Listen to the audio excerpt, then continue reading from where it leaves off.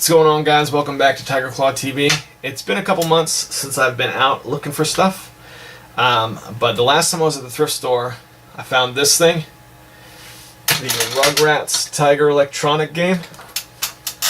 The last Tiger Electronics video I put out seemed to do very well, and Watch Mojo seemed to really like it because they stole my footage. We're leaving pirated and cloned consoles off this list as a general rule. So products like the Intech Interact. Number 2, R-Zone. Are you ready? Remember those cheap Tiger LCD handheld games? Well, the company responsible for those pieces of crap thought they'd sell well. I would not have otherwise, I think, bothered with this. But now I'm interested. I remember the Tiger Electronic games when I was a kid. This is dated. I don't know how well you can see that, but at the very bottom, it says it's dated yeah, you'll never see that on the camera. It's in the small print down here. It's dated 1997, which seems late for one of these things. However, I do have it. Let's throw some batteries in it and see what it's like. Oh, it's making noise. I don't know how I'm supposed to play this without a tripod set up. But there we go.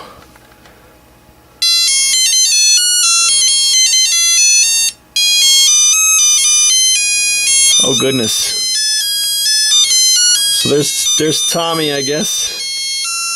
Oh, it's so loud. Ah. Alright, I had to turn that off.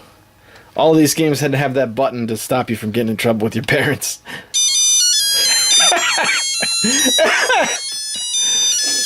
That's so funny. I'm used to these things having like a little tune at the beginning, and then that's it. This actually has like background music. And I have no idea what's going on. I can move Tommy left and right. And I can drop the thing right on the ground. Oh, jeez. Try this again.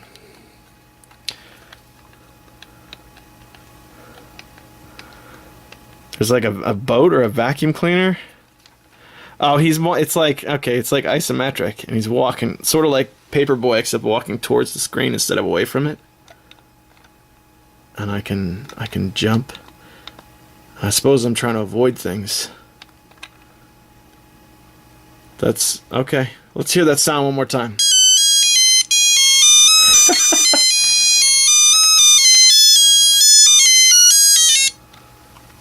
That's Tiger Electronic Rugrats. You know, these Tiger Electronic games, they were like a weird time in video games. They represented a side of budget video gaming that we still have today, but it doesn't look like this anymore.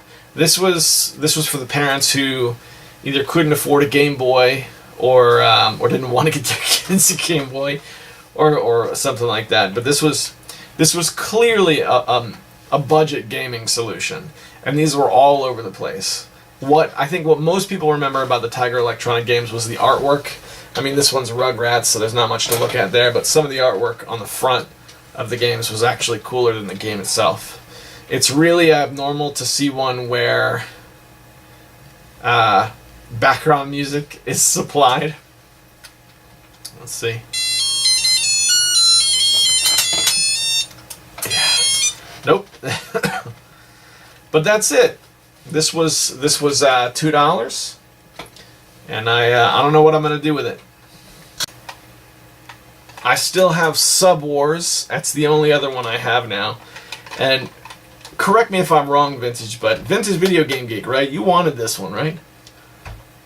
Yeah, get in touch with me again, and I'll get these to you if you want them. Alright, guys. Just a little bit of an oddity.